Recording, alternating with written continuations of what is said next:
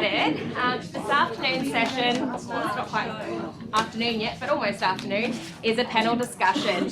On our panel today we've got Sue Jensen from our Mackay office, Darren Lewis from Toowoomba, Arlene Gomes from Maroochydore. Justine Lilly was also going to be on the panel, but unfortunately she's unwell, so she couldn't be here and sends her apologies. So I've got a couple of different scenarios that I thought we might talk through, and our lovely panel members will gain some experience and insight from them, so I might get started. We often have a situation where clients present to us and we've got a breastfeeding infant. In this scenario, we've got applicant dad, Billy. There's some parenting proceedings and it's concerning a child, Jimmy, who's 6 months old. In your initial appointment, Billy comes along and he says, Mum is Rachel. Helps if I use my slideshow. Billy and Rachel separated 3 months ago when Jimmy was only 3 months old. Rachel and Jimmy moved out of the home and started living with the maternal grandmother. That home's about 15 minutes away. Jimmy is breastfed, and at separation he was having regular feeds every 3 hours. Your client's not aware if Jimmy's still breastfed, if he started solids, not really aware of any circumstances as it is now. Billy's got a Section 60I certificate. Rachel said she didn't want to go. Rachel has stopped all time between Billy and Jimmy, and she's not really given a reason on your instructions. He tells you there's no domestic violence orders in place and there's no concerns regarding drugs or alcohol or any of those matters. You've got funding to commence proceedings. Common issue? Now, what would you do? What would you be asking your client to enable you to provide advice? Let's go with Sue. Okay. So to get some advice from him, I like to reality test clients like we have been talking about today, get some instructions from him about his availability, for what sort of time he would be able to spend with Jimmy. There's no point applying or making orders for time that he can't spend. Check if he's paying child support, if there's been an assessment of child support. Check with him his understanding if the child's still being breastfed and what that's like, because sometimes they don't understand. Reality check him about whether or not the child's going to be likely to remember him after this amount of time, and talk to him about rebuilding time with the child. Darren, would there be anything else that you would add or get some instructions from your client on? I'm a bit interested in relation to that Section 60I certificate. From time to time, people brandish it like a torch in flame, almost saying, I've got this particular certificate. And I say, let's have a look at that, mate. Just tell me a bit about how this was set up. And it turns out that they went to perhaps a private certificate provider who was in the business of providing certificates, or perhaps they went to a service that pretty much excluded everything. In this case, though, it was a blanket refusal to attend. But I often suggest that why don't you, perhaps trying to upsell our own service, but why don't we look at the possibility of trying to get an urgent legal aid mediation, and it is fairly well received, we would hope, by someone in Rachel's position, particularly when either the grants or the conferencing department of legal aid or her solicitor advised her that it is it's a managed, what do we say on the blurb, it's a facilitated child focused process, and it's not a free for all. And for some of the advantage for Rachel, of course, is that it gives her some more management and control than she thinks she might have, and that might be something that's going to attract her. But we're acting for, of course, for the father, and even for him, he's got some more management and control. He's not letting go of the steering wheel, as it were, if he's in front of the judge who's hopped out of bed the wrong side that morning, or something of that nature. Arlene, how about you? Is there any? Yeah, look, going back to what Sue said, what I get more information about is how was the baby as an infant? They were together until he was about 3 months old. Was he a colicky baby, or was he could be easily settled? Things like that. What was the night routine? I'd ask about the parents' routines. Was he off at work? He might have been leaving at 5 a.m. and not getting back till 7. So just a bit of information about his and their routines prior to separation. I'd also be asking about what's happened since. So how have they been communicating? Obviously, he sent a Section 60I, or he went to someone and got a certificate. So has there been any contact? It's really good to hear that there's no DVO in place, but what's their communication been like? Has there been any updates? A little bit of information about if there's been any maternal health visits. So somewhere where he might be able to go to get a bit of information about practically stages of development, what this child's next steps might be, just to think about sort of what parenting program or place or orders or arrangements could be in place to sort of move the matter forward. You're starting to prepare your material, you've got your initial instructions. How would you structure your affidavit? Just a tricky one there. Tricky one. Throw in one. Yeah. I always like to start with a little bit about the history of the parties, their name, their date of birth, age, when they got together, when they separated, if they're married, when the child was born. A little bit about the child that they know. Look at what orders you want and the evidence that goes with that, and why you want it. Any different opinions or Yeah. additional? I think that the trick is to get to the logos of it, the narrative of it, because if the judge has got an interesting story in front of him or her, then it's going to be easy for them to follow. Now, I'm not saying that you need to be like a snake oil salesman there, but I think that the readability of the narrative, that's what Judge Bowman was fond of saying, to craft the narrative for me, and so I can latch on to it. Right. In the circumstances, we've got a young child, he's not spent time with his dad for 3 months, and you're starting court proceedings. It's probably going to be another couple of months before you actually get a court date. Each registry is different, but here in Brisbane, you're going to wait a little while before you get a court date. You can ask for an urgent one, but still, a little bit of time. What would you consider to be appropriate interim orders for a child that's not seen their parent for a couple of months? Eileen's got a good answer for that.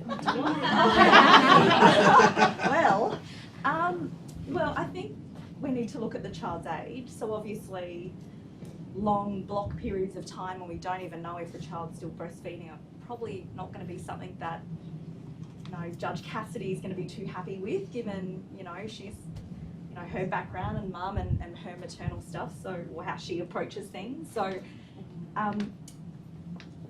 I would think about short, frequent periods. I'd be probably calling Janine Hill or Julie Broadhurst if they're in the room. No, I wouldn't, but I'd be thinking about sort of short block periods of time, sort of building up frequency, obviously not when the child's going to be asleep, but sort of, at times when there's going to be availability. And I would be doing a staged progression. I'd be telling the client to go to a maternal health nurse and have a think about those types of things. I'd be telling him to do every course under the sun, because that's obviously going to be really helpful.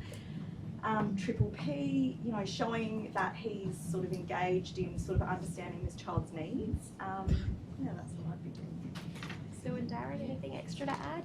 I don't refer people to Triple P until children are about 2, because it's behaviour management rather than learning how to care for a child. In Mackay, we don't have any programs for teaching people with young babies what to do.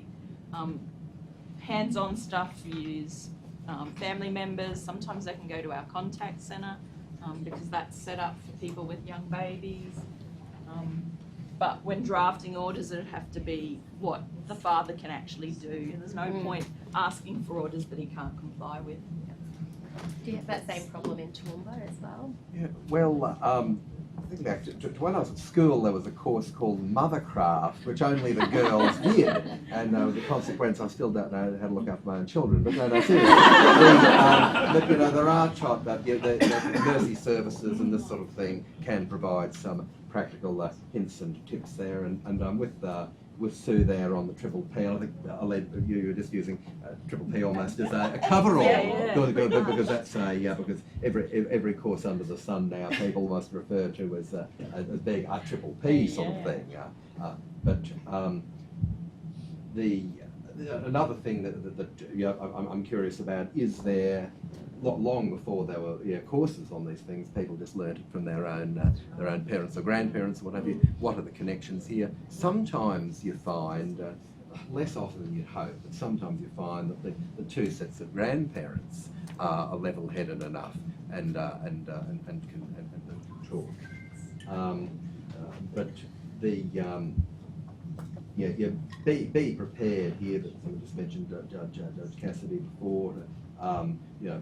Know your judge. She's always going to be interested in the practical difficulties that she'll be replete with young kids. There's something that perhaps if I'd been game enough, I could have asked the judge yesterday when he was here about judicial notice of things.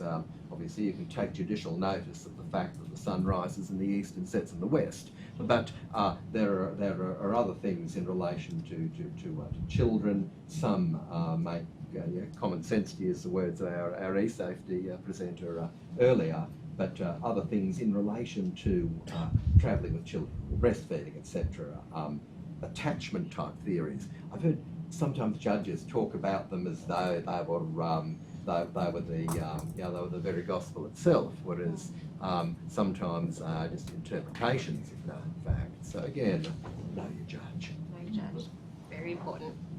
Would you consider supervision at a contact centre when there's no allegations or risk of harm, or supervision by a third party to start off with, given there's been a couple of months there that he hasn't spent any time with his child? Sometimes it's good to bring it up with the clients so that they've got that expectation. The mother might respond to the application and be looking for that, and sometimes it's better for them. They're covered if they're going to a supervised contact centre and won't have allegations made against them. But I know in Brisbane here the waiting lists are long. For the first time in Mackay, we've got a waiting list at the contact centre, probably for the first time ever. So it's not that easy. The third parties are the ones, and getting instructions about whether they've got involved parents, sisters-in-laws, cousins, someone who can do that supervision is good. It wouldn't be my first go-to. I wouldn't be readily sort of talking about contact centres. Often I think starting to imply and infer that there needs to be supervision, people get their backs up really quickly. But I would be coming of it at a different approach and talking about, if she's sort of not responding to the Section 60I, she might be thinking he's coming at me with every legal avenue to begin with, and I'm just not. I've got a 6-month-old child, and I need to get through day to day. So I'd be talking maybe about a parent, a family member who might be able to support that. It might ease her concerns that he might take off with this child, or whatever might be going through her mind, or whatever has happened between them and said in private, we don't know.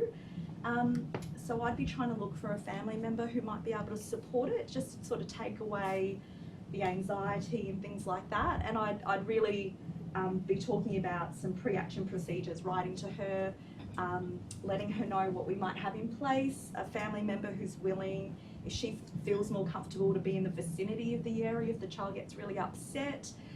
So trying to come away from necessarily conflict, but just trying to look at it from a different perspective. So contact centres, I think we all need to talk about that as being an option if she raises allegations in her material, but I wouldn't necessarily be starting off with that. What are some critical steps, if you filed your application, you've got some court dates, what are some critical steps that you might take between now and the court date? Well, writing to her would be one of them. So trying to get a mediation happening, whether it be through legal aid or having them go along to a family relationship centre, trying to do it that way. That's one of the ones I would take. Yeah. I'd consider whether or not we need to issue any subpoenas. Depends on what instructions you have from your client as to whether there's any value in that. Would you consider phoning her? I don't really like cold calling people. I think it sometimes can be, who are you and where are you from? Yeah. So I think sort of a soft approach, just a letter, not too aggressive. Maybe attaching some of the things that he might have, you know, if he's gone to an maternal health nurse, to be able to get a letter to say this is what he's willing to do, and try and even go to a joint doctor's appointment to try and get some understanding about the child's developmental needs and things like that, what's happening for this child. Yeah, I'll do something like that. Because often after that letter, you'll get a phone call from them saying, well, has he told you this and this? And this?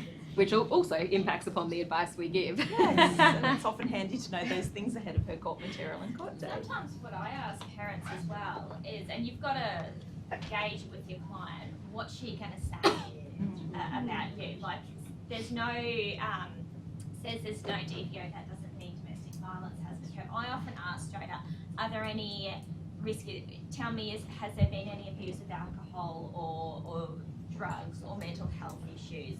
And I start probing those questions, because a lot of the time my ears would have pricked at the fact that she's essentially, I think, pretty much cut all contact. It might just be the case she's just simply overwhelmed, but I would be trying to understand what her side of the story might be, because if you can draft that in your material from the outset, like say for example, you ask the client, you know, well, what sort of things might she have concerns about with you? Oh yeah, she's going to say that I did drugs because I did cannabis every day during the relationship, but I'm now clean. You would address it in your material, attach a drug test showing no presence of drugs. You've addressed that issue from the outset, and that's going to set you up and provide reassurance to mum, and she then may be more willing to come to the table to talk about issues then. And it certainly helps those discussions on that first court date.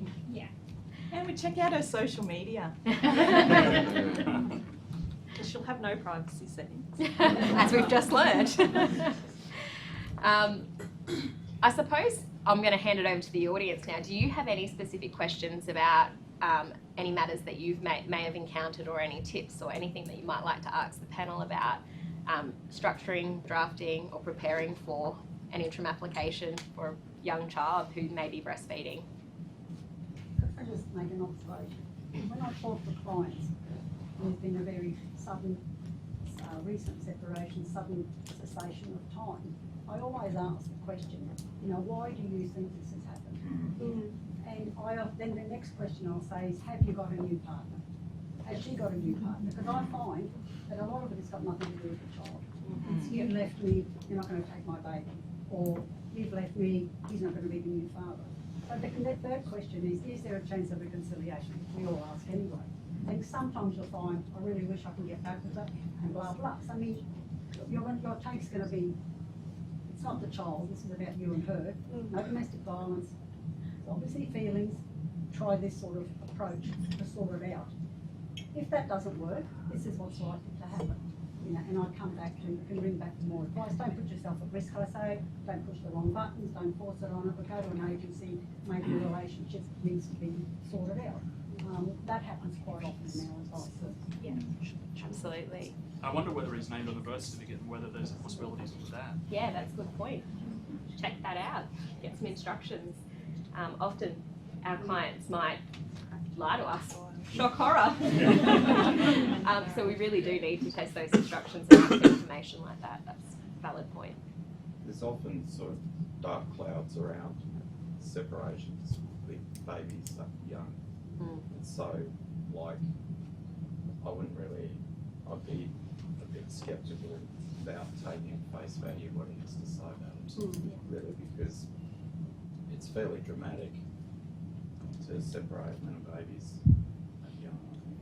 I mean, there's usually some sort of backstory. Yeah.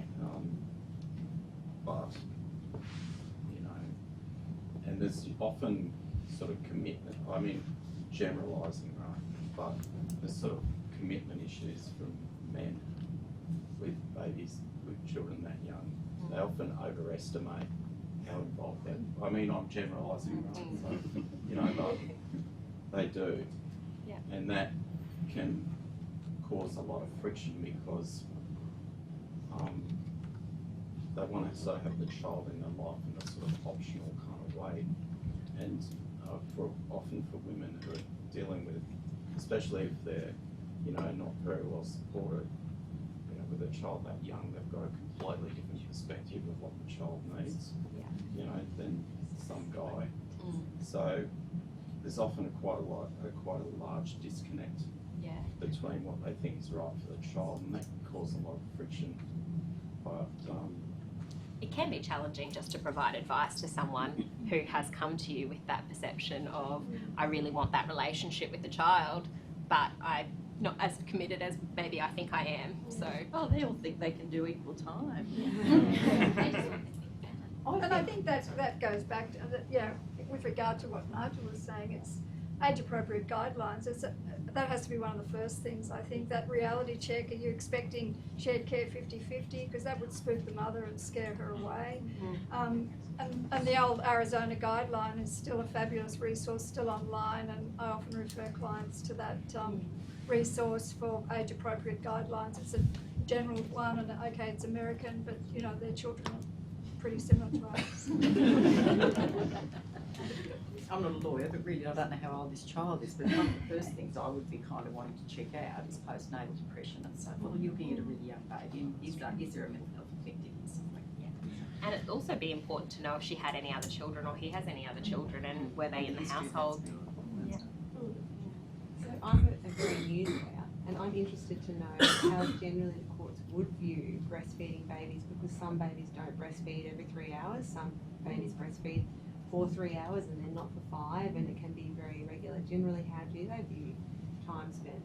That's about getting that evidence before the court of that baby's routine, which is only going to come from the mother. Yeah, but that's what the court usually wants to hear about.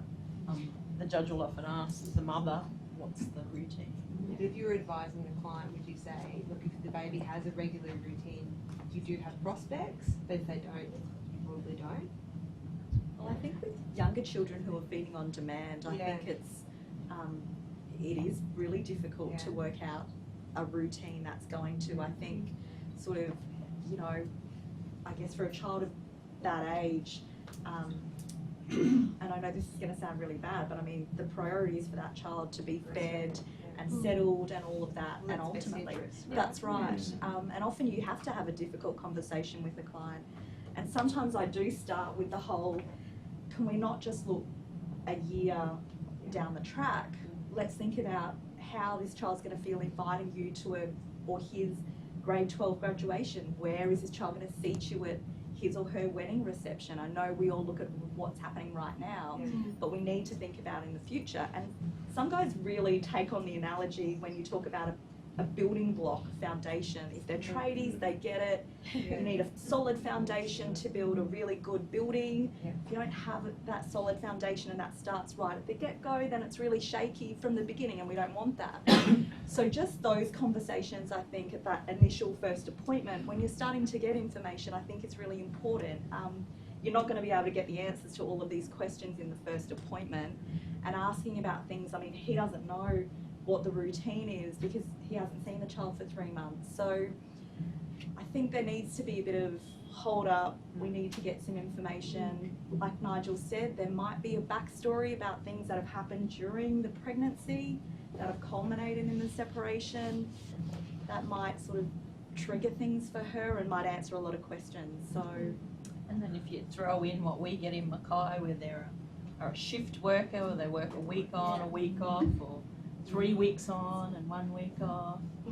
How do you structure that without all that information? It's really hard to draft orders when you just don't know what the child's doing. And when you get to an interim hearing and mum turns up but has no evidence, And Um, can't have a duty lawyer because that's us. Yeah.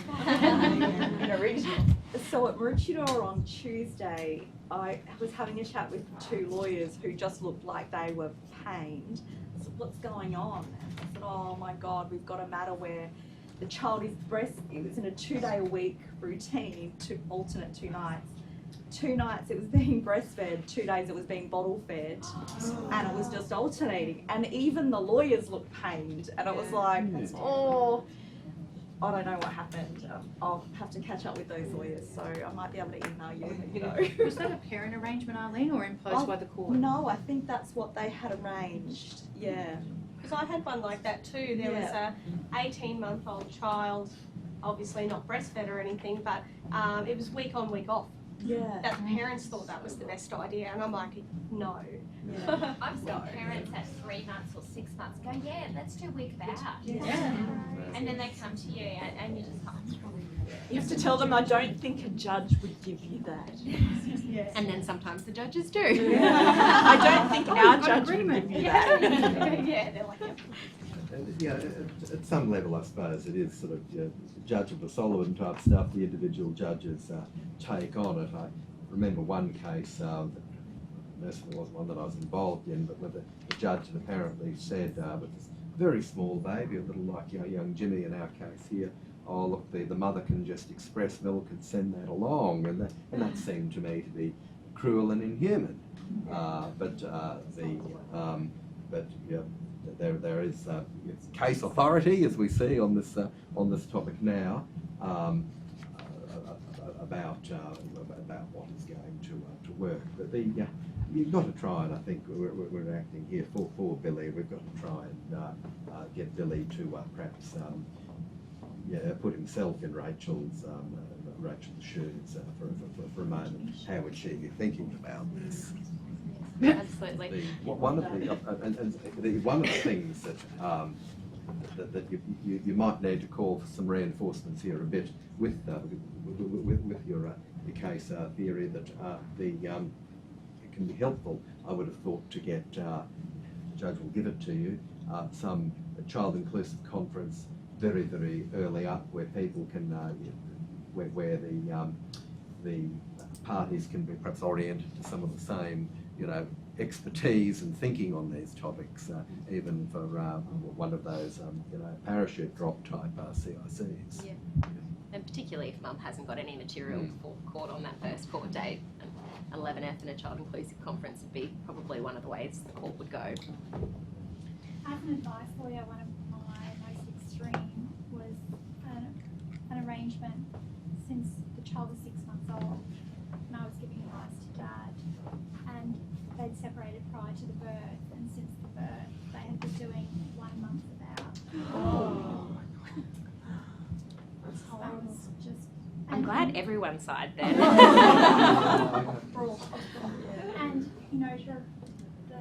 the complete confusion and lack of insight about why the child was displaying, as you can imagine, the sorts of behaviours that she was displaying. Just really struggling. But and it's quite common in our advice team that we have clients who initially say, in the beginning of the conversation, say, no, the other parent's not providing any reason. When you drill down a little bit, that's usually not the case. Your client might not agree with the reason being given, but one question that I ask that usually garners very telling information is to say, if you did go to court, what is the worst thing that she's going to say about you? That's a very good question to ask. The answer's very informative. And they might not even acknowledge what that issue is. Yeah. And even acknowledge it's an issue. So I think that is a really good question to ask. Sometimes, Alicia, too, you can gauge whether what they're telling you is right or there's more by the way they're speaking to you and by the way they want their rights and, what she's done. And so just their very language, you can get an idea as to really what's behind, their motive and, the way that they're speaking to you is probably not half as bad as the way that they would be speaking to her or treating her. So body language, all of those signs can also give you a few little triggers to, you know, dig a bit further or ask those questions that you think that they're not telling you. Yeah, absolutely. Reality checking. Yeah, very important step, isn't it? I think we forget that we have all this great training and understand attachment and can draft good orders, but then you go along to court and the other lawyer comes up and says, you know, she can stop breastfeeding, or particularly when you're acting for the breastfeeding mother and some 50-something-year-old male lawyer comes up and just says, oh, she can just give the child over, she should stop breastfeeding. I have to sit on my hands. So you don't punch him in the face. Do you hand section 60cc over to him? So I suppose there's no real one way to approach breastfeeding infants and parenting applications. There's a lot of different ways you can come at it, but I think we can all drill back down to the basics of we need to look at your section 60cc and maybe have a look at some of your case law to see how they approach it. So we've got some really great resources here at Legal Aid. Jump into your CCH, jump into your OSLE and have a look at different ways that the court may approach it, particularly in the court that you're going before, the judge you're going before. So that's about it for the breastfeeding infants. If anyone has any questions. Yeah, I do. Given that, and obviously I haven't looked up the cases that you're talking about, but there's no sort of norm for stopping breastfeeding. One would hope that maybe, just maybe, that the parents might have actually talked about it beforehand, but you know, that's pretty rare. So given that the interim orders that you're drafting and that are going to be in place for quite some time, how do you go about sort of saying to Billy, well, you know, assuming that he can't tell you how long his partner or his partner was planning to breastfeed, how do you go about preparing them for the fact that if this person is someone who thinks that breastfeeding should go on for Till they're really 5. quite a long time, how do you talk about drafting your orders, and what would you be? Do you use your sense of, well, it's usual to go till whatever, or what do you do? Everybody's different. Yeah, what do you say? I was back at work Say? full time at 14 weeks with both of my kids. One was breastfed till 11 months and one till 5 when he got teeth. What do you say to Jim, Every to Billy child's about different. that? I'll talk about the United Nations, what's it called? UNICEF and the World Health They Organization. show this. 6 months solely breastfed and up to 2 years, I think they say, with complementary feeding. So that's what they recommend, but everyone's different. Everyone's circumstances are different. Every child is different. It's really hard to explain that. I had one client inform me recently the Quran enjoins mothers to breastfeed for 2 years, and apparently that carried persuasive effect with the husband. She just got her Quran out and said, it's right there, and he said, fair enough. So that might be quite persuasive in certain clients. Absolutely, cultural will definitely impact upon your application before the court. Absolutely. And perhaps harking back to something mentioned very early on, get some quality independent advice. If we can persuade Billy to go along to, particularly with different names, different places, Yanara Clinic is the one I'm thinking of in Toowoomba, which is a paediatric outpatient service at the public hospital, and normally they are more than happy to, because quite often they're older motherly type ladies themselves who are staffing that clinic to give some guidance. But you know, I have come across cases before where it's alleged anyway that the mother was previously nary too interested in breastfeeding, but is now a great disciple of the cause, and this is being you know, she's just using it to torment me. Now, look, if you're getting instructions like that, they should send some alarm bells ringing in your mind. Hopefully, not too many mothers are going to be that Machiavellian, if I could put it that way. Often with drafting, I like to pick stages. So I'll try and get an anniversary of maybe when the child will be about 18 months, and you know they might be having their next developmental stage of wanting to explore a little bit more, and are they going to daycare? Are they spending a little bit more time away from mum, or is that happening at 12 months? So sometimes there's I guess anniversaries, I like to call them, of when you might start to stage an increase of building up that time. If you're spending, 3 hours, it's not a big jump, I think, for a judge to say, all right, well, let's increase it to 5 or 6, and what's happening with feeding and things like that. So I know it doesn't sound like a lot, but as you just start to increase and you're getting greater block periods, it's not a significant jump to start adding. There might be that one overnight at 2 years or 2.5 or whatnot. So that's how I like to do my orders. And that way it's really easy. Orders need to be easy, for everyone to comply with. They need to be easy. If you leave it at the discretion of a maternal health nurse to give you some guidance, mum's going to go to someone, dad's going to go to someone, and you've got 2 different opinions, and it becomes a trial issue. So that's what I like to do with my interim orders, just sort of stage it. Have you ever drafted orders where you do like maybe an hour in the morning and then maybe 2 or 3 hours in the afternoon or something like that, so they have like a bit of morning time, a bit of afternoon time, or is that not as common? Well, I'm just conscious of the fact that if mum and dad have separated, they've separated for a reason, and having the frequency of those changeovers can be a lot for mum to cope with. Yeah. And having her being the healthiest parent she can be is obviously important for the child. Yeah. So I tend to not like those ones, even though, what's his name? Billy probably wants to spend every hour and want regular telephone, Skype or FaceTime sessions. Yeah. I just tend to go, well, what does that mean for mum? Is that going to increase the conflict? Is it going to put you in the situation where she's annoyed that you're calling every half an hour just to get a snapshot? Yeah. I think it's also important after you've got some interim orders in place, you need to actually make sure the parents are facilitating time in accordance with that order, or actually taking up the time, because sometimes you'll see a situation where they might have held the interest for a month or so, and then it's dwindled off and they're not seeing the child 3 times a week. It might only be 1 time a week. It's really not appropriate to progress the time beyond that if they're not consistently spending the time to develop that relationship. So I think that needs to be factored in as well. Yep. I think it's hard to get to the end game when you've not yet established that initial routine. Any?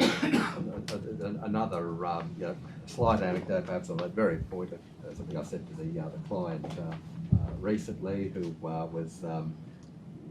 knew something about motor cars. I said, well, look, you can't be like a Ferrari that's going to get from 0 to 100 in 5 seconds. You've got to be a bit more like the Toyota Corolla, which is going to take the best part of a minute, from a standing start. Yeah. Good analogy. It's a marathon, not a sprint. Yeah. Well, we might move on to our next case study. So this one's a bit of a long one, so we're going to spend a little bit of time on this. And this is a real case. I have changed a little bit, but it is mostly from the case law, which I'll give to you at the end. We've got federal court proceedings which have commenced. There's a 7-year-old child. They were originally commenced in 2013. Dad raised allegations about the care of the child in mum's household, including lack of supervision, physical harm and neglect. And the mother raised competing concerns about family violence by dad. After a 6-day hearing, final orders were made in 2016. Those orders provided for the child to live with mum and for mum to have sole parental responsibility and spend time with dad each alternate weekend and during school holidays. There were a number of findings in these original proceedings. It included none of the evidence placed before the court provides a rational platform for any inference that the mother physically abused the child or would do so in the future. The evidence does not justify any finding that the child is at risk of anything more than minor or evanescent physical harm. With respect to the failure to thrive, there was an allegation about neglect, and the evidence did not support any finding that the child's low weight was or is attributable to some defect in the mother's parenting capacity. With regard to the family violence, the court accepted the mother's evidence that the father had often abused her, both physically and verbally. The court also accepted that the father was controlling and intimidating to the mother. There was abundance of evidence to prove the father lacked insight into the emotional need of the child to enjoy a stable and routine existence with the mother as her primary carer and an attachment figure. That was a really long 6-day hearing, and since the making of those orders, Mum didn't really facilitate time. So she's got an order for sole parental responsibility. Dad's supposed to spend every second weekend and some school holiday time. She doesn't really comply. Maybe every now and then she did, but not consistently. Over the next 2 years, Dad files a number of contravention applications, all of which really don't go anywhere. And then ultimately he brings an application to vary the parenting orders. We've got an application before the court to vary orders where a number of findings were made, which are pretty significant. If you were the ICL in this new proceedings, what would be some preliminary steps you would take? Well, once I got my questionnaire back, that's right, 2 months after you send it out. Or not at all. Or not at all. Some subpoenas probably to the school, police, child safety to see if there's anything there, see what we can dig up. You'd really want to have a look at sort of what's been happening. You'd want to have a look at all the contraventions. Sort of if they didn't go anywhere, what was raised in those. I'd be thinking about a family report because I'd really want to know sort of what's happening with Mum. Why is there no time? Like what's been happening with the time? Yeah. Darren, anything you would add? This is a note I've made to myself in the margin here, CIC, don't get a child inclusive conference here. All it will tell you is you need a full family report. And you know, it's crying out for a family report. Otherwise he'll have, the judge will just get exasperated. He'll have very little to tell him or her. So I suppose the consensus is that you would issue some subpoenas, do a bit of evidence gathering to see where you are standing for the first court date, subsequent bench and directions hearing. So let's assume that we've got some ICL. Oh. Can I just say that I wish I was the ICL in the first lot of the proceedings, and given the findings that were made, I would have considered an appeal in relation to that, in terms of those findings saying that Dad should have alternate weekend and half school holidays. Definitely. I'd like to see the reasons for judgment. Yeah. They're quite lengthy. I didn't mean in the real world. I mean, yeah. Yeah. They would be quite lengthy in a matter like that, a 6-day hearing with a lot of findings. It'd be worth a read. Yeah.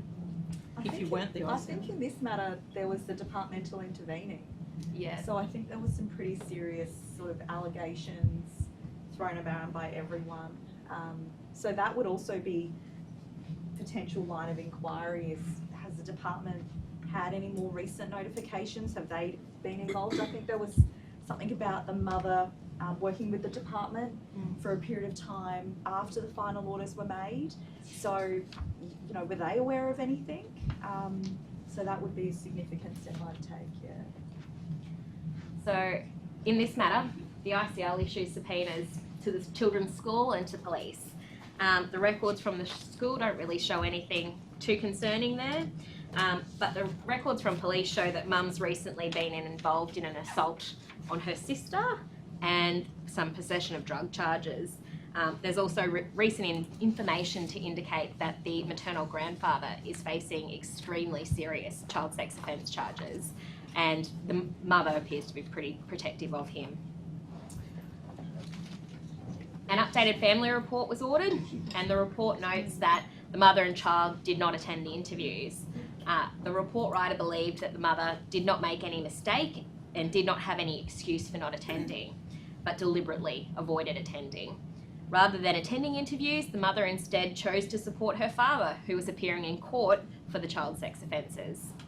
A subsequent interview was arranged for the child because, lo and behold, Mum let Dad have the child for school holidays when the child was in the father's care. The father's presentation at the interview, and this is a note that the report writer made, was very, very different to the first interview preparation of the original report in the first proceedings. She found the family report writer said that the father was easy to engage with, and he was living in a perfectly ordinary life with his current partner and their 2 young children. He's employed and is a productive member of the community.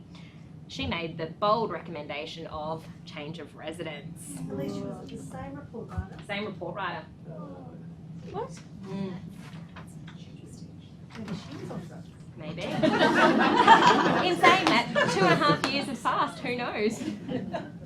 I guess it's also, and I guess you have to pause because really the report writer only has one person's version or side of what's been happening. So she's only speaking to someone who's saying all this stuff, and depending on, and she's just got the anecdotal stuff about what's in the police reports and child safety, which we all know are sometimes not the easiest to follow and always accurate. So, I mean, I can't be too harsh on the consultant because she only does have one point of view, and she's probably thinking, Mum knew, why isn't she here? So I can't be too harsh on the consultant because she was only just trying to think, act protectively, alert. Yeah.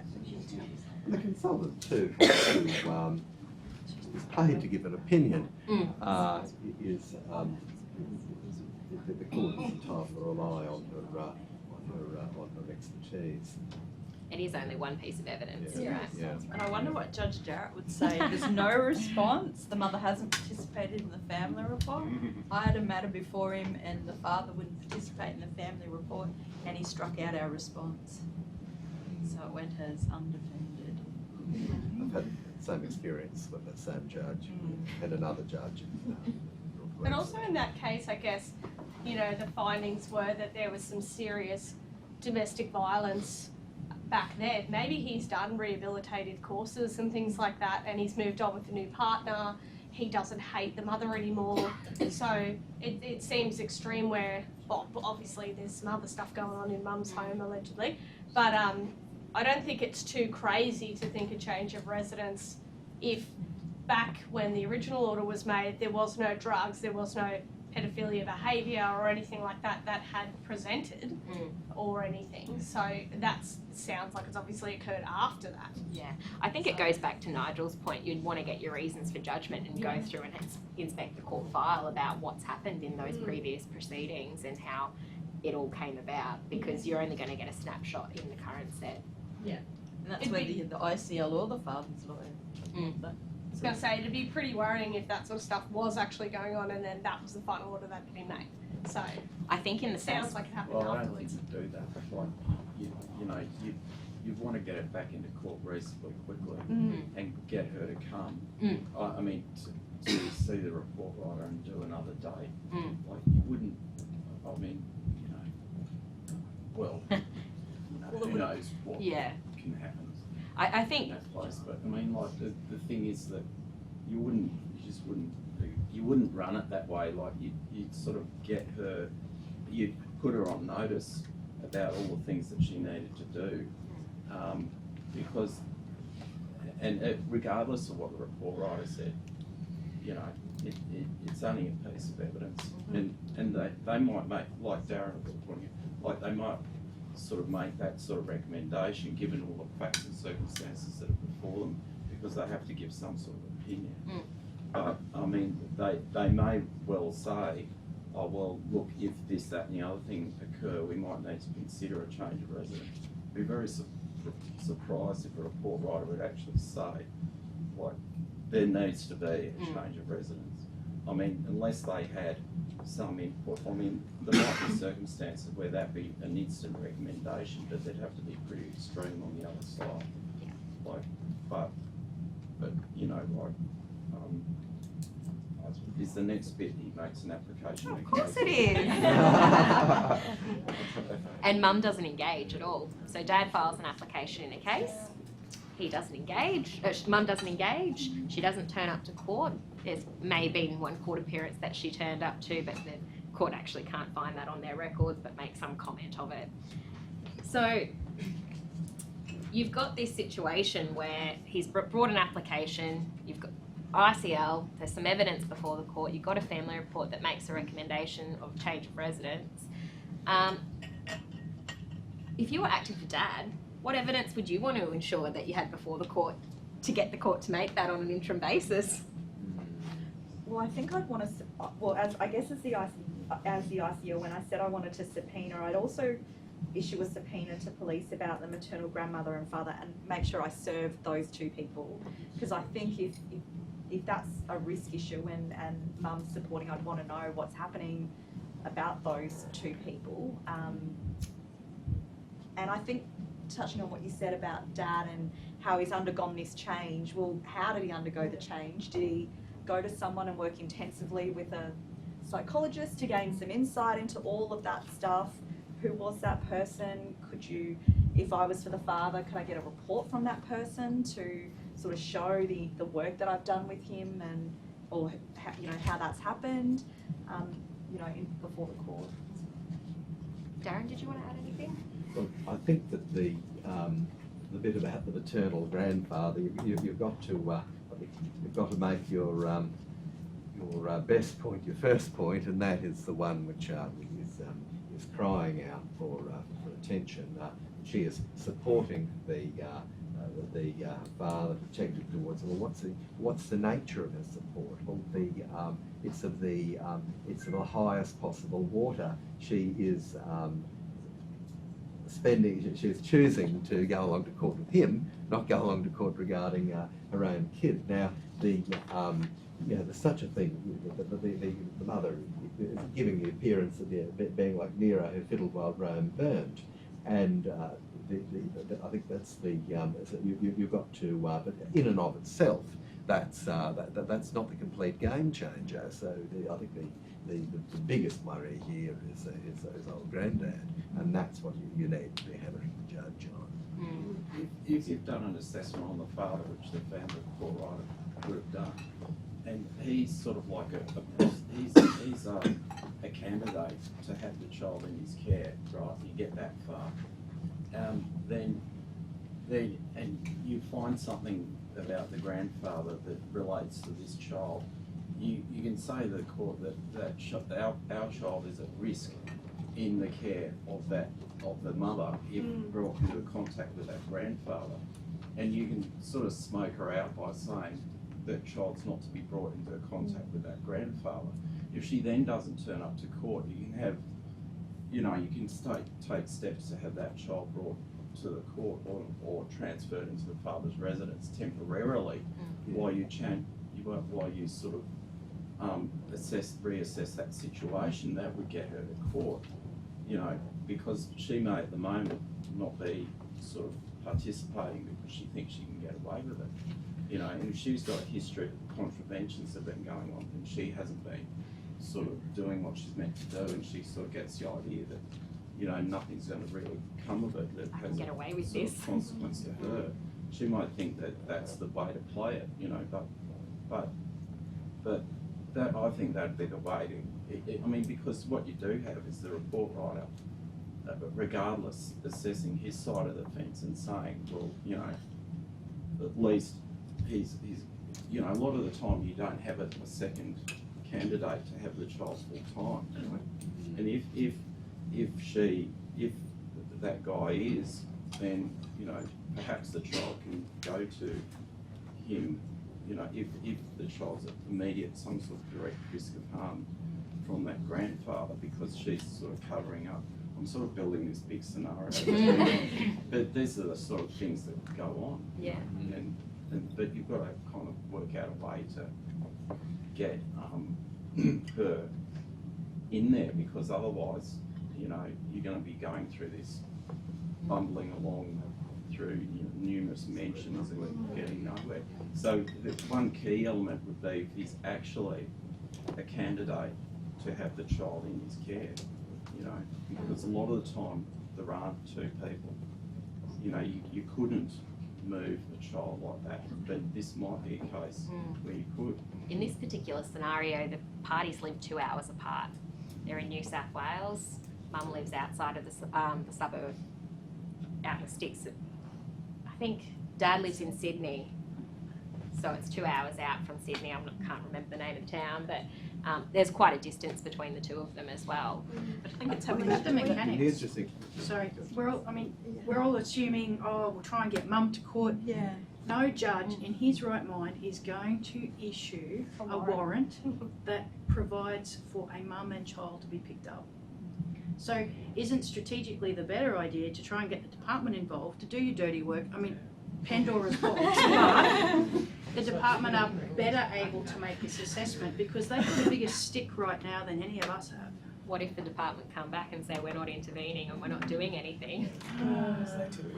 I guess what we don't know is, was the child returned after the holidays, or did Dad? He returned the child. Oh, he returned the child. Yeah. Well, I guess that's something that you've got to think about. Is Yeah. if he's returned the child, was it a risk or is it an unacceptable risk? I think he returned before he knew this information from the subpoena documents. Yeah. Because sometimes people, though, even when there are those significant risks, if they haven't had legal advice, they will follow it to a T because they're scared they're going to get punished. So I think in our material we've got to make sure we've got the evidence, like what Nigel was saying, that he can have the child, he's got room for the child, there's a local school that the child can go to, that he can get support for the child, because a change like this may affect the child and what support the child's going to have, what time he can provide for the mother. If you were the ICL, what things would you do to prepare for the interim hearing to assist the court? I'd have a chronology.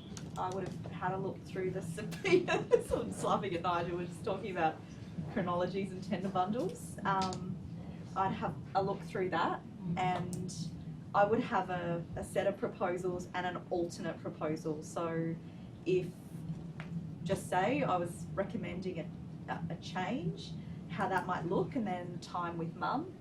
But then if just say mum rocks up and she's got an amazing affidavit and whatnot, what that might look in the alternative with some protective factors in it, mechanisms just to make sure what's happening, and restraints about granddad and those types of things. Yeah. Alicia, sorry.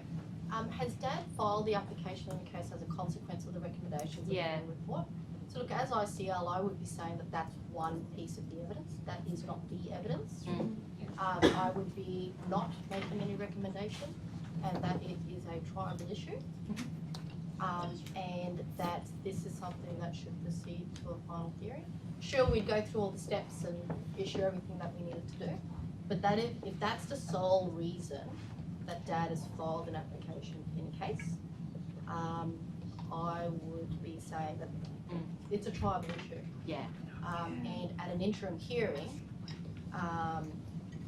I'd have some reservations about proceeding on a change of residence application at an interim hearing, if that's the sole reason. If there was some other, if there was something new that wasn't contained in his original affidavit, I might be swayed, but I would be saying one piece of evidence, not the sole evidence. Yeah.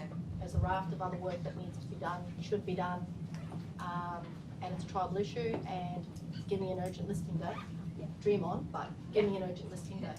So I suppose that would be probably my immediate reaction to that. Yeah, I suppose that brings me to my next question. If you were acting for Dad and the ICL didn't support a change of living arrangements, what advice would you be giving? Give it a shot?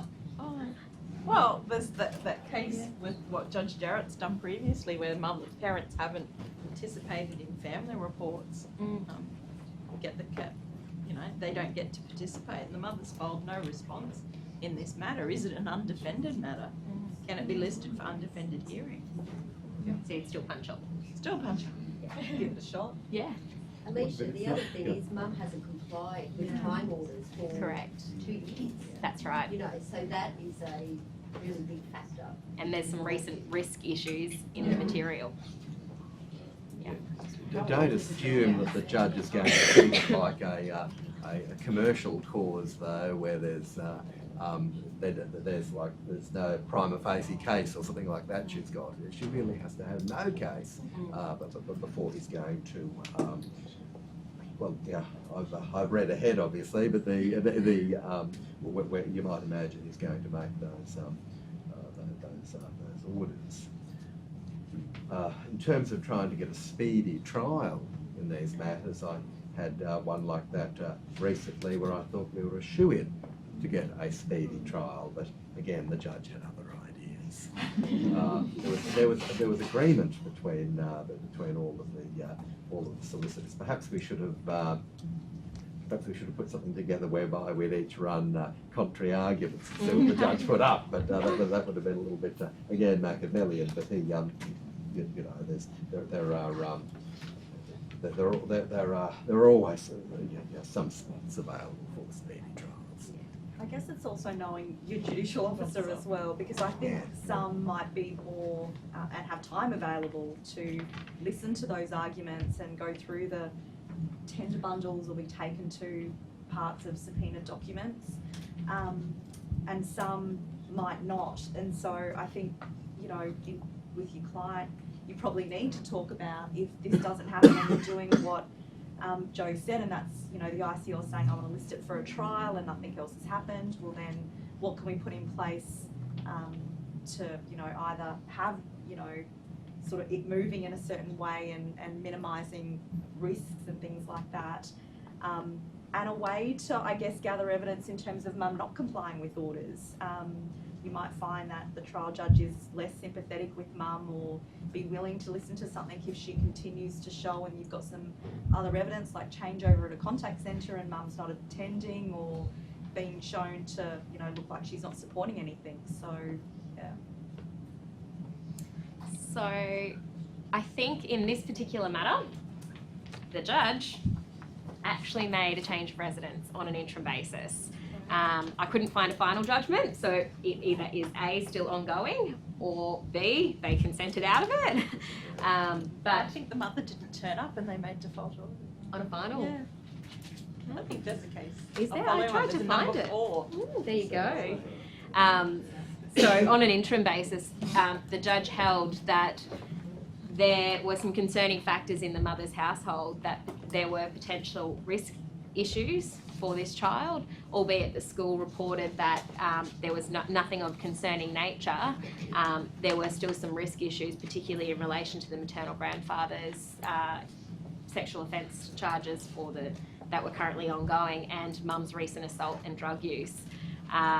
So I will send this link around, and it is worth a read, but I would suggest the first instance judgment, or the first set of proceedings were quite lengthy. It took me a number of hours to read, so make sure you set some time aside to do that. But definitely an interesting read. And not something that I would have thought actually happens all that often on an interim basis. I don't think, or very rarely have I seen a change of residence application on an interim basis. Attention, this is Day2 Fire Systems. We're about to conduct fire testing. Please disregard all alarms and tones. This is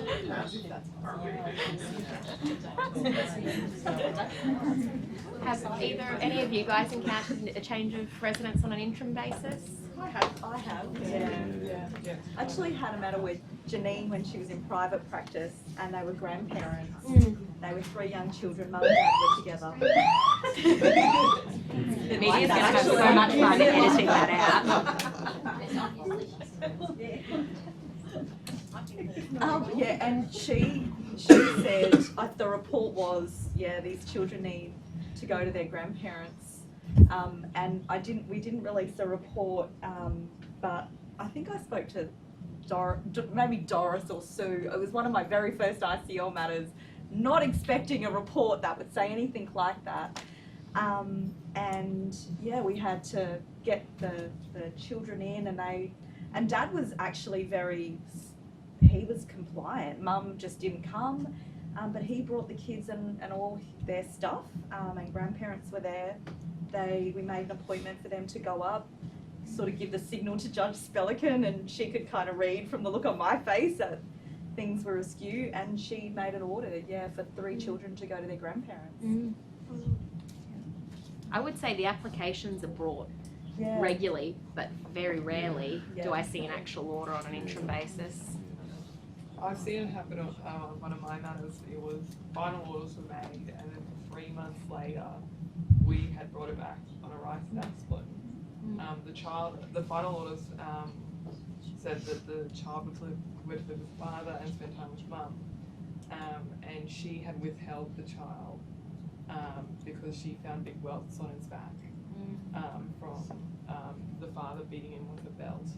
And he was charged with that. And on the first court date, the father filed immediately, so he was very quick, and filed for an enforcement order. So the application, he was the applicant and we all responded. And yeah, he made orders of no time with dad and child to live with the mother on an interim basis, even though final orders were made. In this particular matter, something similar happened. They actually, the court weren't confident that mum would bring the child to dad, obviously, given that she hadn't engaged in the proceedings, made an order for a live with, recovery order, and then a no time order until she essentially engaged in the proceedings. So, but it reads as though the judge was saying that the mother wasn't engaging, and until she engages, I'm going to put this child with the dad. Hopefully, she'll engage. Almost a little bit punitive. Yeah, absolutely. Can I ask a curly question of the panel? No. I can't answer it. So you're not the ICL in that matter, but it's the interim hearing, and mum rocks up. She's got no material, and she's going to see you as the duty lawyer. Conflict checker and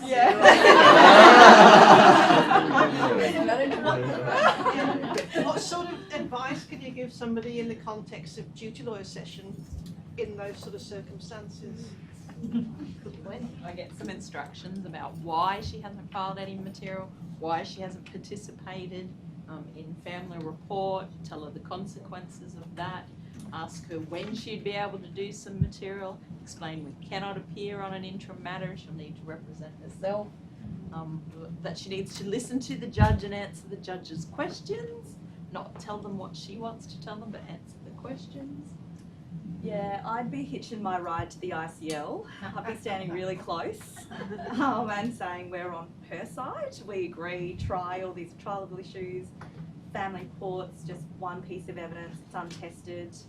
And it was done really without mum's participation. So really what we need, to be in all fairness to the judge, is we need to ask for, and ICL you can get on your knees and beg either for a section 62G report where mum does attend, and I'd sign her up that she would attend, or if the ICL could organise an appointment to try and get, so that really I could stand up and say to the judge, she didn't attend, I've smacked her around, you smack her around, but we've got a pathway forward and this is what we're going to do and this is how we're going to do it, and we think we need to issue some subpoenas because maybe the contraventions did have reasonable excuses, there was a history in the previous proceedings, there's no significant change, dad returned the child to me, despite, okay, he didn't know that all of this stuff was happening, but I live 2 hours away and he's just happy to be Huckleberry Finn dad and alternate weekend and it's all happy.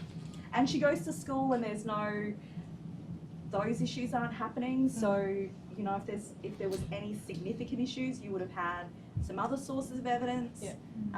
The school or Department of Child Safety who have previously been involved, sort of getting back involved. No more curly ones, all right? So I thought we'd move on and just have some general discussions about some topics that were feedback from last year's conference. So one of the things people ask me is evidence gathering. We've got lots of different forms of evidence gathering. So from a party perspective, the tone and the tenor of the material is really important. It's admissibility of the content of the material, and it's really important to remember evidence is not what your client concludes might have happened or what they believe happened, it's what they saw, heard, or something contained in a document. So it's really important that we look at that. Sometimes obtaining evidence from a client can be really difficult, particularly if there's family violence or they're affected by drugs or alcohol. Sometimes that really does happen in your appointments with your clients. So what are some tips, tricks that you consider are important when drafting affidavits? Using direct language. And I hate, oh no, I'm not going to say I hate, when people say he never did something. And I go, oh no, I remember Judge Bowman lecturing about that. So I always am really careful to sort of consider how I word things and just using direct quotes. So what did he actually say? If they can't provide a time or date or whenever that happened, closest to something about year, you know, Attention, Easter. attention, this is a test of the alert time. When you speak. I know! What are you doing, I know, they know. Pay attention, that's right. We're not going to speak now. Yeah. No. You can continue, Ali. Oh, okay. No, just using sort of the direct quotes and yeah, and not using those words such as he never did something or something like that.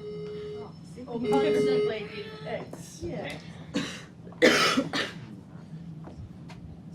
One of the points which our the judge spoke about yesterday was the rules of evidence and when they apply and when they don't apply, and a couple of perhaps more unusual or arcane examples that he thought of that might change the game plan, which I thought was good. But the whilst remembering the Attention, rule. attention, all testing is now complete. Thank you. Yeah. That the rules of evidence might not strictly apply. Well, a lot of the time they are going to apply anyway, particularly if your client is wanting to put on evidence about old Uncle Tom Cobley, hearsay upon hearsay type stuff. And if there are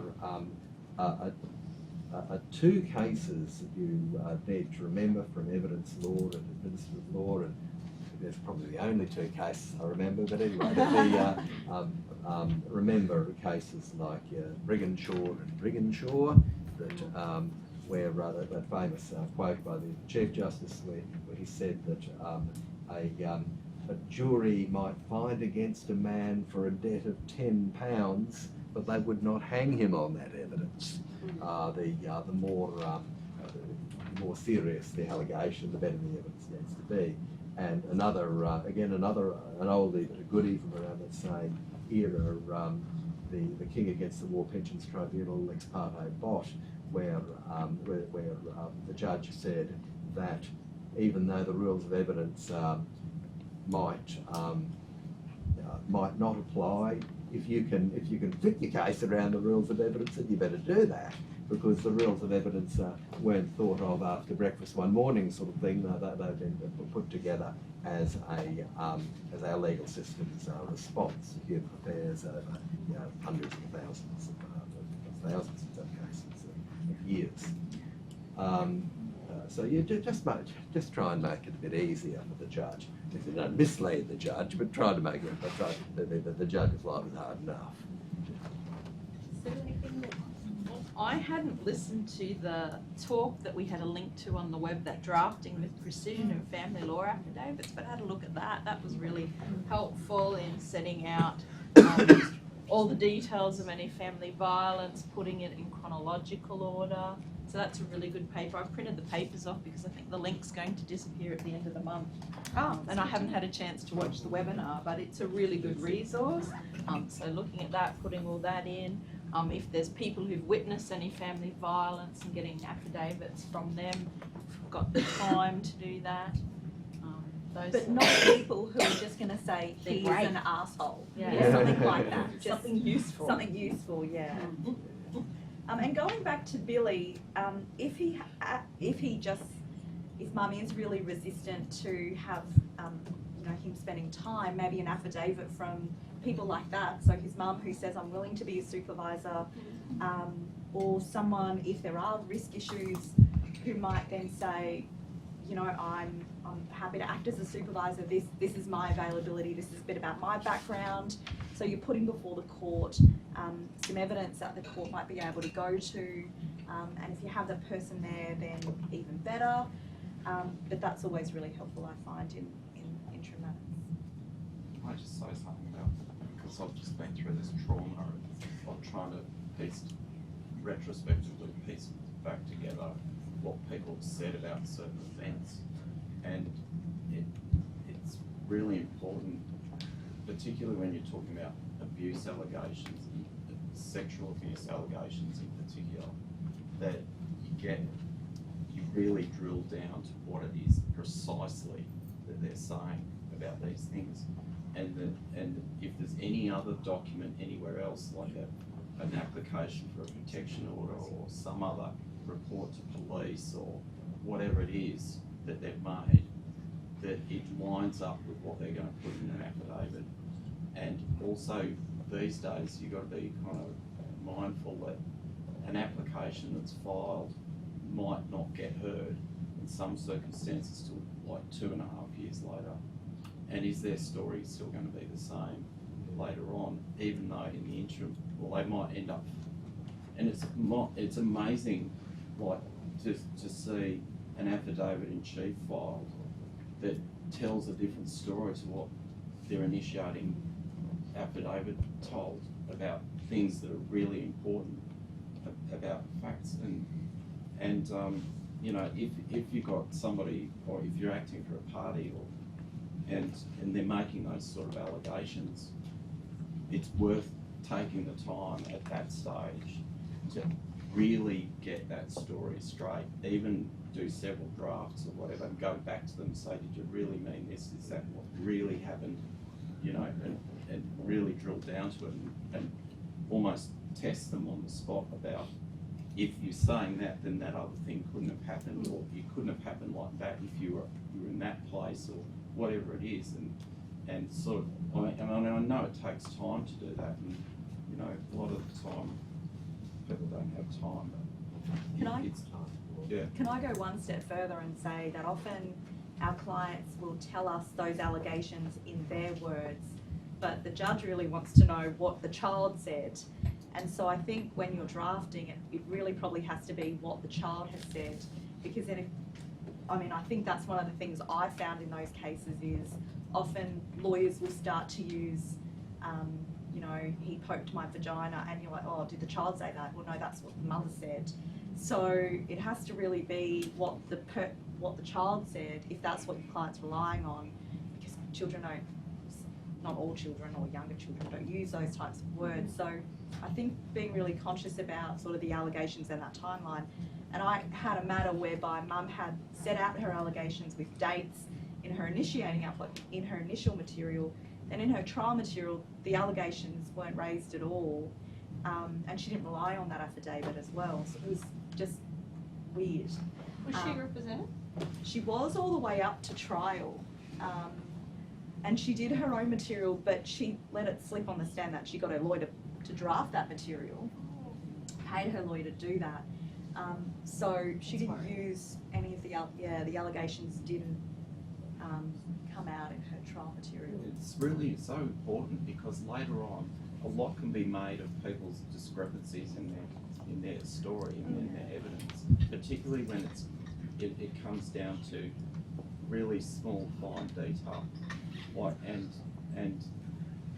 if that's going to be if that's what they're really saying about it, well, you know, in any case, people shouldn't be signing affidavits if it's not really what they say. But you know, give me $1 for every time I've heard some person say, "Oh, my lawyer said that" or whatever. But it's just sort of like, it can be. I think it's probably easy to overlook some things like that. There's some things that aren't going to be so important, like, you know, we moved to Brisbane in 2004 when really it was 2005 or something like this. But you've got to sort of be mindful of where that paragraph that you're drafting can end up 3 years later, you know, and who's going to be you know, drilling into it for the finest little detail, and quote things in quotes and stuff like that, because that to me says that somebody actually said those particular words, you know, and you've got to be really careful that you're actually getting that, because they've got to stick to that. It can't be the child said X in 2015 in quotation marks, and now in 2019 they've said Y in quotation marks, you know. And then all of a sudden a recording comes out that says something completely different. Yeah, so like, yeah, it's hard, but you know, I think it's worth really. And then it saves the ICL going through piles and piles of paper to work out who actually said what about what, because you know. I think the extra challenge we have now is keeping it to 10 pages. Yes. Would it be better to say, I heard the child say words to the effect of, and I know we've got page limit in the interim, but if you don't know exactly what that child said, if the client goes, oh, yeah, she said this, and you say, well, you know, that was 3 years ago, how do you remember that? And they go, oh, I think that's what they said. How would you frame that being a solicitor for that person? Not the ICL, but anyone? I use words to the effect of in most of the affidavits. Because that's how I've been brought up when I got brought up. That's how I've been brought up in my legal life, to use that phrasing, because it's saying, well, this is what I recall, but it may not be exactly those words. Is that safer for trial? Well, sometimes I use the words said to me something like. Yeah. Quote unquote. And that's shorter, that's better. Yeah. Yep. Yeah, there's your 10-page limit Yeah. there. I think we just need to be mindful that every interim affidavit we do could potentially, you know, form part of a trial affidavit. A lot of the times you see interim affidavits and they're done in a rush, or they're not particularly well thought out, and you're just like, that can really slam a person 3 years later when it finally gets to a trial. So yeah, you just And do we need to put in the whole history of all this domestic violence? If there's already a final order, we can get it down to a final order was made after a hearing in the magistrate's court on basis of allegations. How much more of that evidence do we need to actually put in? The affidavit that you got from the webinar does that reasonably well. Yeah, it's really good. Yeah, it talks of highlighting bits of the domestic violence that were significant, but this was one of many instances where things very like long, this occurred. So, More than 10 but pages. it does have some quite good strategies for dealing with multiple instances of violence or the like. I think it's really also important to remember when you're drafting your interim applications and your client says to you, no, I've stopped using drugs. I stopped using drugs back in January last year, haven't touched them.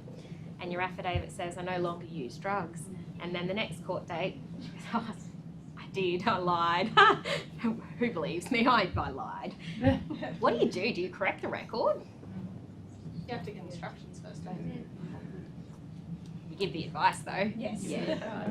And I think if the client's not wanting to that record corrected, then you've got to remember you're not a gun for hire. That's right.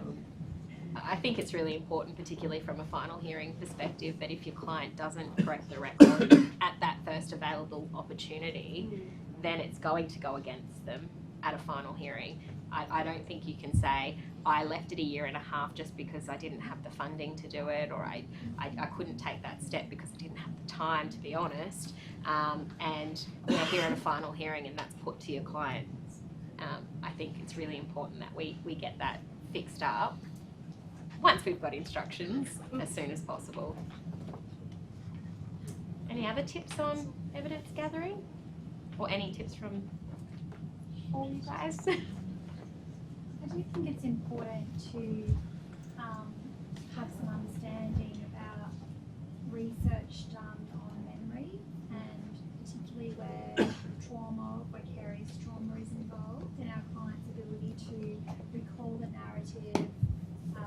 There's often non-lineal recall of information, and that can make the drafting of further affidavits quite challenging. Absolutely. I think it's important to have that understanding. literature on our system that we can look at. So it's always a good idea to just jump into the library, because there's a great deal of information there that we probably don't have half the time to utilise, but it's worth a look. Another thing is to always consider what might be under the layers of some of the things in the subpoenaed records. I think a classic example here is the police. Now, our standard wording for subpoena asks for everything but the kitchen sink sort of thing, but what you're going to get is what we call the solicitor's office report or something of that nature from the police.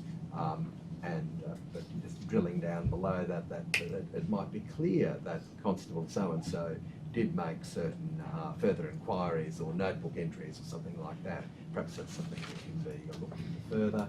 And in the Magellan type cases, there's always going to be some Police Evidence Act type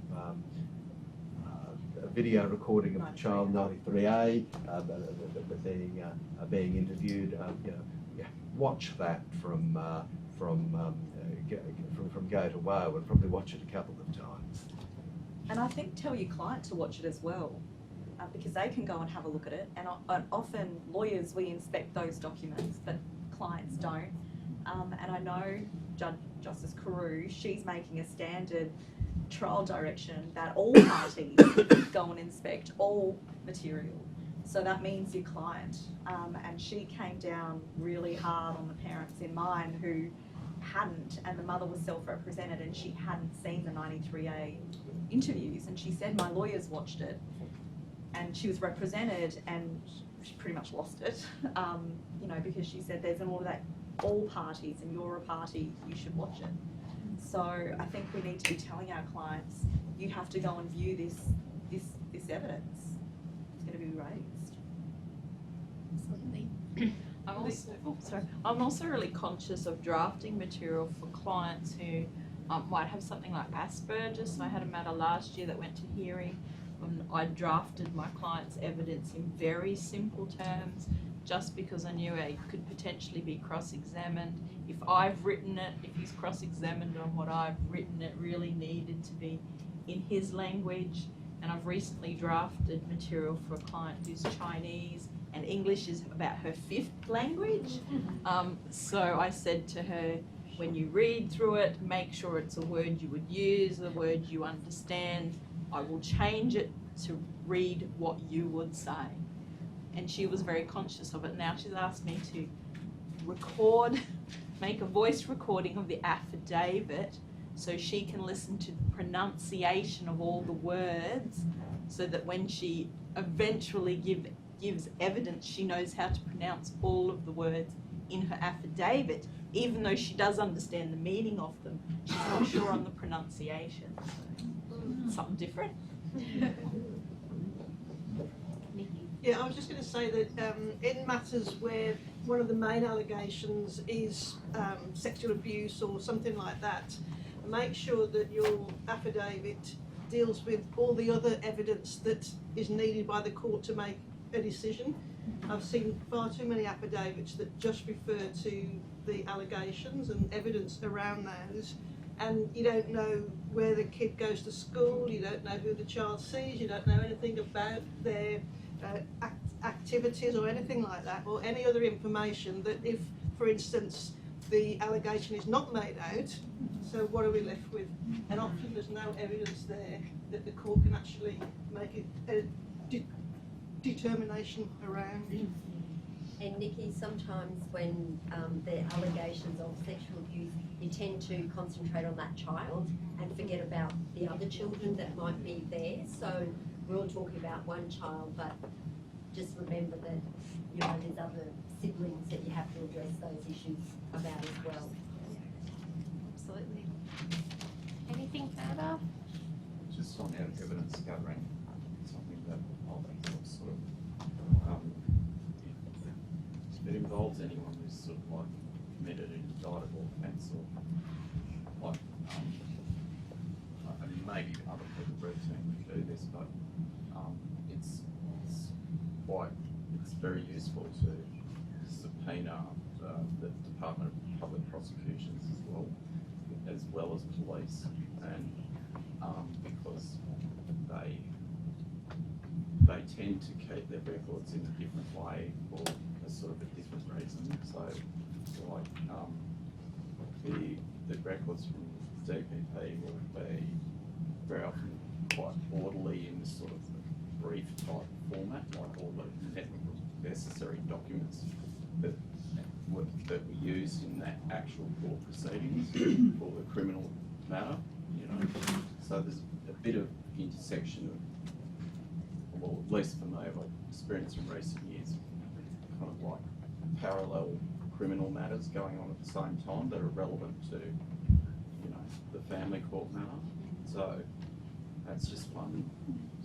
We'll often have a transcript too of the 93A or other relevant and they things, have which is really transcripts handy. of middles or sort of sentencings and things like this, you know, which are really useful.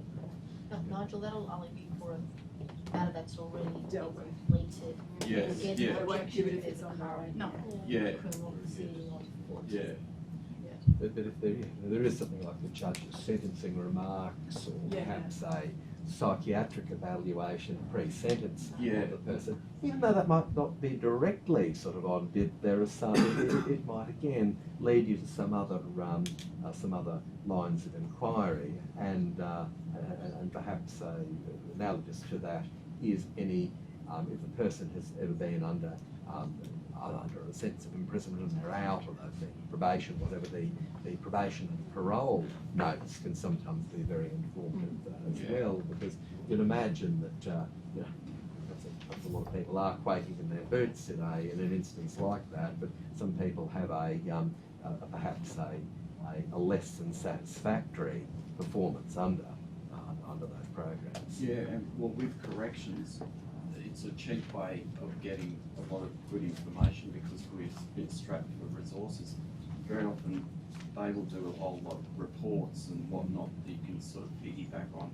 But even for like somebody who's been on like 2 years probation or something for some offence, regardless of what the actual offence was, there will very often be all these records about them being assessed, and the corrections records are like very thorough. So, and they do, you know, they talk to these people and record, you know, what they're saying about all manner of things, their background, their history, their kind of their situation, their employment, and all this sort of business. It's remarkable, you know, how different they can be to the person. Yes. The person is hopefully sung like a canary when they've been there. We might move on to the next topic, which we often see clients have either themselves or the other party come in and say, oh, they're alienating my children from me. I can't see them, like they're not letting me see them. There's a whole range of issues. Parental alienation.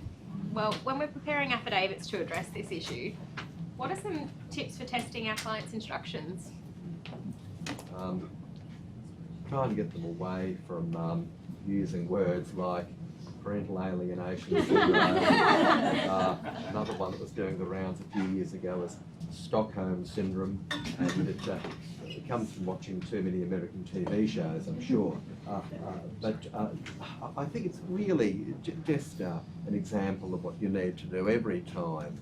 The what, the when, the why, the how, the who of the matter.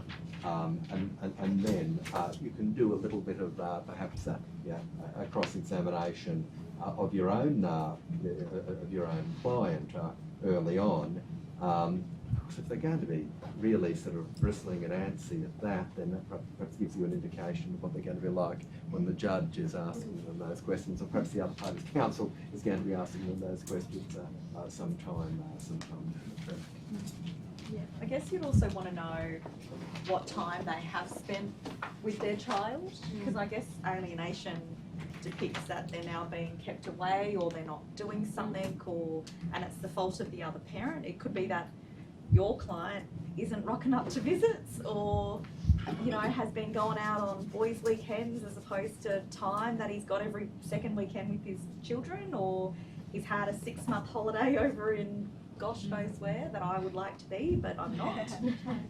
So I guess you need to work out what has been happening and why he says it's alienation, not wanting to use that word. So what has the other party or parent been doing? I think it's absolutely a red flag when someone comes in and says, Yeah. oh, Alienation. they're alienating my children. Alicia, the other thing I ask for in that context is what forms of evidence of communication there that has been between the parents, what text messages, emails, so is there some form of communication that parent has made? Yeah. And if so, can I have it, please? Yeah. Sometimes that's very telling as to how that's come to pass. Yeah. And if they, and if they say, I have a recording, be really scared. And then I think you need to listen to the recording in its entirety. And you have to ask any other recordings that they have, and again, be really scared. And you need to get copies of that. Yeah. Even, and this can be a bit concerning, I've had a few matters where the communication between the parent, your client, and the child comes out as well. Yeah. Checking that early in the stage because they were driving the children away from what they were saying to the children, and that guilt tripping also was in there as well. So giving some strong advice and referrals to social workers. Absolutely. I had a matter last year where the other party, who was represented incidentally, filed a report from an affidavit from their client's counsellor with dubious qualifications, analysing why our client appeared to be suffering from malicious mother's syndrome. What is it? Malicious mother's syndrome. I had to Google it. Apparently, certain men's rights organisations have been proponents and believers in this particular syndrome, but there's not really any psychological evidence to establish it as a legitimate syndrome. Yeah. So that was a fun interim hearing. But Seriously, what happened? stayed in the context that time. I think that is like really important just to come back to, well, how did they get to this idea of parental alienation? And if they're throwing things out like I've got recordings, and then you watch the recordings and he's sitting the child down and he's going, so what's happening in mum's house? Or what are you doing? What's this? X, Y, Z. And I'll give you this lolly. If you say this about mum or dad, you'll get all these fun, cool things. So I think it's really important just to get to the root of what this idea came from. But don't you have to be careful with getting those recordings, because isn't that all discoverable? Absolutely. Yes. So, I guess that's why you were saying be scared. Yes. I think you ask the questions first, and then when it starts to, I've got all these and I'm going to give them to you, you really need to start testing your client's instructions. That's certainly how I would approach it. Yeah. Well, you see too often, because obviously the 10 pages is really valuable real estate, you'll see people say, and I have a recording of this conversation, and it's not often that you'll see the other party say, well, I want a copy of that, or send a letter about that. And I think that's scary, so I think absolutely, if you're putting anything in an affidavit that says I have a recording, you need to see that before you put it in. Yes. So if you were an ICL, what are some key pieces of evidence that you would want to see placed before the court, or to set, I suppose, to address the court on this issue of parental alienation? Family report. Yeah. I had a matter where we got both parents were counselled, they had counsellors, we did family counselling between the father and the child who he alleged was being alienated, so we had evidence in the final hearing from both counsellors, the family consultant who did the counselling with the child. We'd also had a very regimented, luckily there were people who had lots of money. They spent about 14 grand with a occupational therapist who went to mum's house and saw the routine, and dad's house and saw the routine. The child was Asperger's, so we had to have the same routine, and the occupational therapist helped the child transition to overnight care with Dad. At final hearing, we ended up moving the child to an equal time arrangement. When we'd started at a position of the father, the child not even going to the father and not spending overnight time with the father as an 8-year-old. And the parents hadn't been together when the child was born. It was a dating relationship, and they broke up when Mum was pregnant. So it was fun. I was the ICL, and we put in a good 3 years of work to get to that position. And I got lots of reports in the course of it to get to that position. It was good they could afford an OT for that. That was Yeah. great. It took us a while to find someone in Mackay who would do it, who had the qualifications to do it. And the child had a counsellor, so we had a whole swag of evidence. We had psychological assessment of the parents. The mum was alleging Dad, because he also had Asperger's, wasn't a safe person for the child to be with. Well, my view was that that's the person who would most understand the child, because they were very similar in how they dealt with stuff. But I'd really like to know what happened since that one finished last September. But no one tells you as the ICL. Until it goes Unless it comes back. Yeah. They haven't come back. I think they spent their life savings on the proceedings. So you'd really be just assessing what reports would be necessary. And what they've got the means to do. If people are both legally aided clients, there's really not a lot you can do. You can't do all that therapeutic stuff in a lot of areas. Just don't have the resources in a lot of the regions. In some of these alienation type matters, and let us perhaps in the example that we were using before, the mother is the alleged alienator. Then in a lot of these cases, Mum has gone off to normally a psychologist who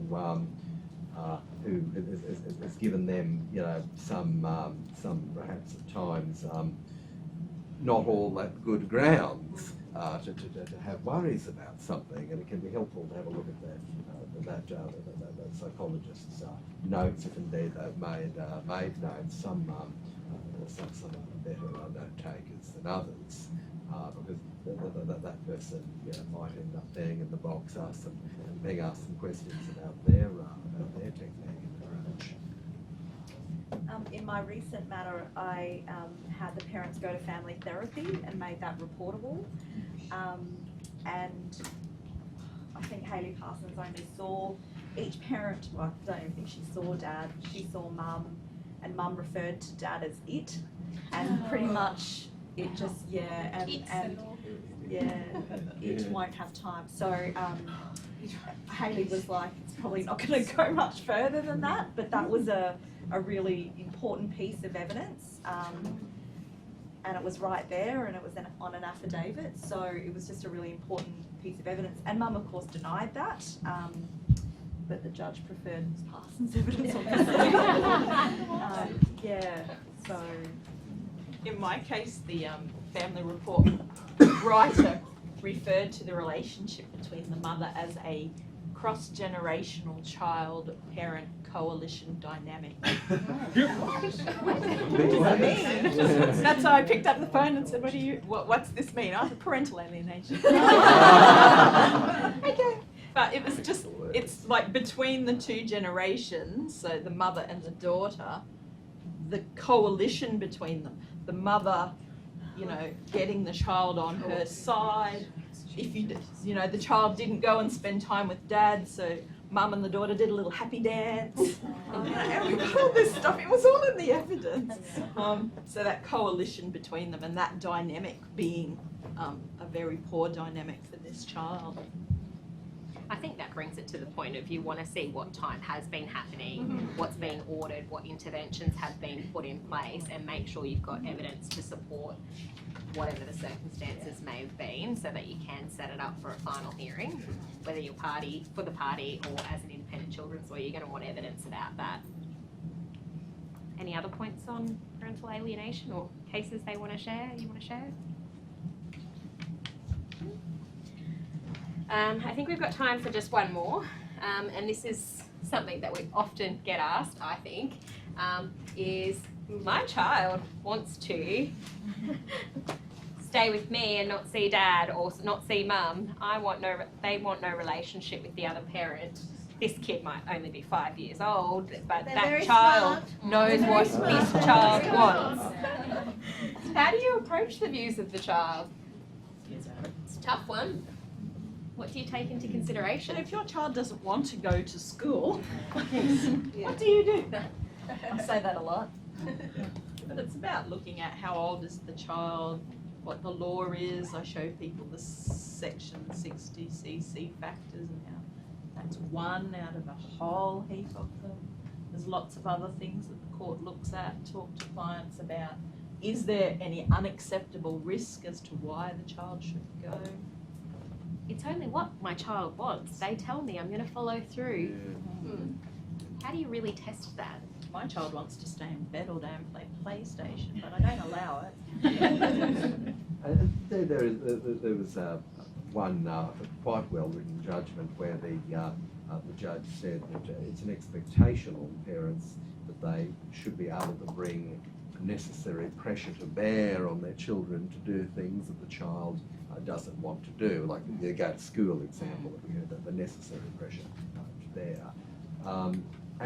But in terms of the views of or the wishes of the child, the judges have got themselves into trouble over the years by saying, look, given the age of the child, I don't need to take the view into account. But the appellate courts have always been happy to correct that on the basis that the child's views are always important, but the level of that importance, the weight to be placed on it, as the Act helpfully gives away, is the kicker here. You've really got to look at I suppose, the age of the child as well, and two examples that I can bring to mind at the moment. One involved a child who was 11 years of age, going on 30, and was just perhaps quite an outspoken child, and seemed. I was acting for the mother in this case, who had the child in her care. The child, or let me say this to the mother, seemed to me to be like a chip off the old block, and it was quite strived against the dad, and that matter ended on the basis the kid didn't end up spending any time with dad. Another example, though, and it comes into perhaps some of these other concepts of sort of Gillick type competencies, but another case that again I was involved with, the child was 16 years of age, but it was not in any way an intellectually delayed child, but just a somewhat woolly-headed sort of child,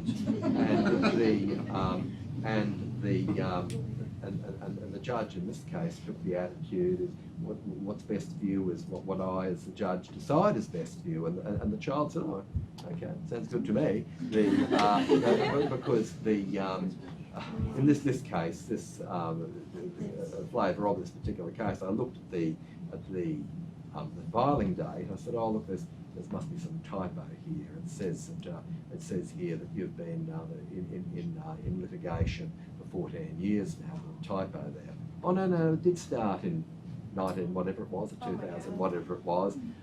Oh well, yep, okay. Well, maybe that's why the child is so messed up in the head.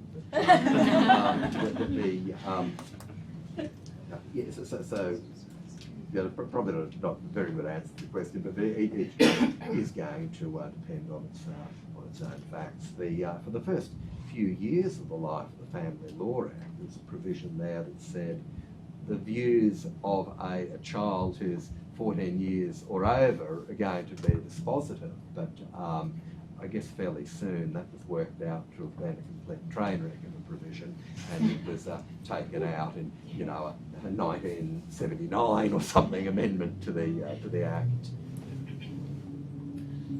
I think it's also relative to what might be happening at the time as well. To put that in perspective, you might have a little child observing mum and dad to be fighting at changeover, and he just doesn't want to have a bar of anything, and he associates his mum and dad with fighting, and that's something that I think we need to test our clients on, is what is this child seeing at changeover? Is it conflictual? Are you talking about things that are bound to get your back up, get his back up, and it just all blows up? I had a matter where there were two kids. One was about 7 or 8 and the other was 14-ish. She pretty much had been living with her dad and went to mum's in New South Wales, and all the history was it was quite chaotic.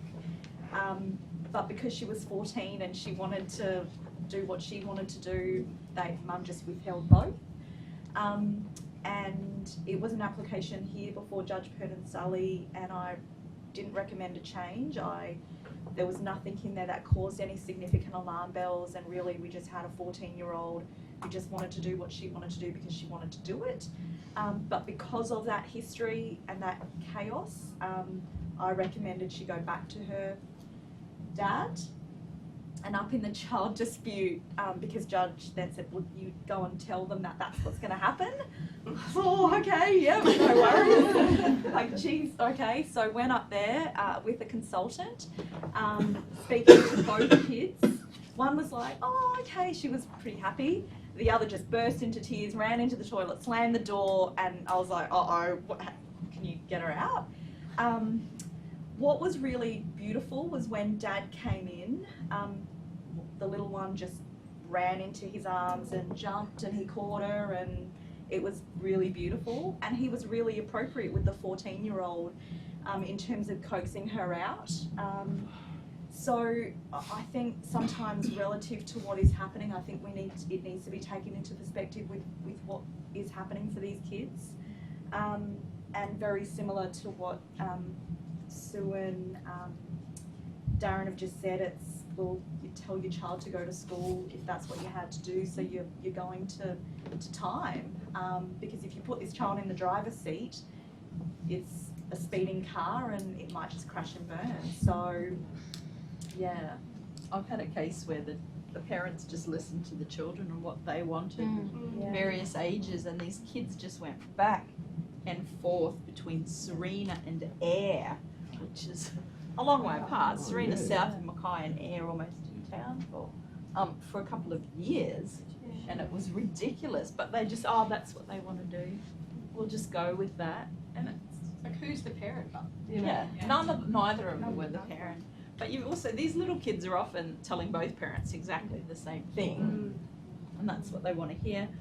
Older kids, I had a case where I acted for mum who'd always had the child turned 10 and just went and stayed with Dad and wouldn't come home, and said all the things like, oh, well, I've lived with mum for 10 years now, it's only fair I go and live with Dad. And by the time we had a call over in Mackay at that stage of all the matters, we're at a stage where this child was, I think, 12 and wasn't even seeing mum. There were orders for her to see mum, and my client consented to orders for Dad to have sole parental responsibility and the child to live with him. And then about 2 years ago, Child Safety rocked up to my client and delivered the child, and Dad's now serving 8 years for rape. So not the child. Yes, of the child. So you just don't know, and it's just so sad. And he changed her name because he got an order to change her name, and the child's been in our office this week. She wants her name back to her mother's name so that she can go and get her learners in her mother's name, not in her father's name, because she doesn't want that connection to him. So yeah, we have nice cases. Alicia, I think also, you know, if you do talk to kids or whatever, a lot of kids actually say they don't want to make a decision. So, you know, when you have parents coming to you and saying, my child's views and wish is X, Y, and Z, I think you can go back and say that the majority of children in this jurisdiction actually have no desire to make a viewer wish. They don't want to be that decision maker. And they are quite content to palm that off to mum and dad. So you should be reality checking parents on that front, because the general consensus in the jurisdiction is that most children under the age of 15 do not have any desire to make or express a view or wish in the jurisdiction. And I think an alarm bell is when a parent comes to you and says, so what age can my child decide? Yes. 18. 18. If I had a When dollar they're an for adult, yes. had a dollar for every time that question was asked, We'd be very yes. rich. A few dollars. I think you need to also remember the developmental stage, and I think you were talking about like 10-year-olds. I've got, you know, kids at that age, and like it's all about being fair when you're at that age, and you know, I want to treat everybody equally, which is hence the 10-year-old wanting to spend, you know, I've spent 10 years with this parent, I want to spend the next 10 years with that parent, so that can influence their views quite significantly, and the longer you do it, the better you get to recognise the sort of developmental stage kids go through. So that's something to keep in mind when you're thinking about children's futures. I've also had a set of siblings, and the older kids pretty much just move between their parents, but they're really keen. Like the older siblings are saying, but the younger kids can have week about. That would be great for them. They get a break from the chaos of each parent's house, sort of, and they get that time one-on-one. But don't do anything for us, because we're just happy to be cruisy and, you know, and hang out with our friends probably and see our neither when it just fits in. Neither parent. I don't want to see either parent. Yeah. Boarding school looks good sometimes. If you can afford it. Yeah. Farmer Johnson used to write fabulous family reports which had always got at least one good one-liner in them. Yeah. And I remember one where she said Johnny, who was about 9, displayed far more levels of maturity than either of his parents. So sometimes you do listen to the kids. Yeah. Well, I think that takes us right up to 1:30, so we might break for lunch.